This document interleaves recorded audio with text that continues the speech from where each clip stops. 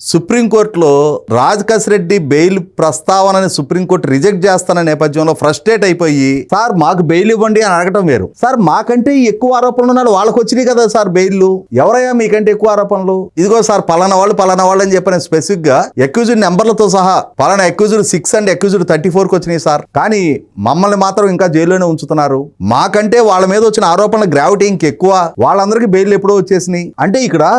ఇతనికి బెయిల్ వచ్చిన దానికన్నా కూడా బెయిల్ రాలేదన్న దానికన్నా కూడా వాళ్ళకి బెయిల్ వచ్చినందుకు ఎక్కువ బాధ దొగ్ధ ఆవేదన వ్యక్తం చేస్తా ఉన్నాడు ఆయన. దీన్నే ఏం చెప్తారు, మొగుడు కొట్టిన దానికంటే తోడుకోడలు చూసి నవ్వినందుకు బాధ ఎక్కువేసింది అని చెప్పని ఇతనికి బెయిల్ రాకపోయినా పర్వాలా కానీ మిగిలిన వాళ్ళకి వచ్చిందని టాలరేట్ చేయలేకపోతా ఉన్నారు. వాళ్ళందరి గురించి ప్రస్తావిస్తా, వాళ్ళందరి మీద ఏమేమి ఆరోపణలు ఉన్నాయనేది సుప్రీంకోర్టు ధర్మాసనం దృష్టికి తీసుకొస్తా, చివరికి సుప్రీంకోర్టు ధర్మాసనమే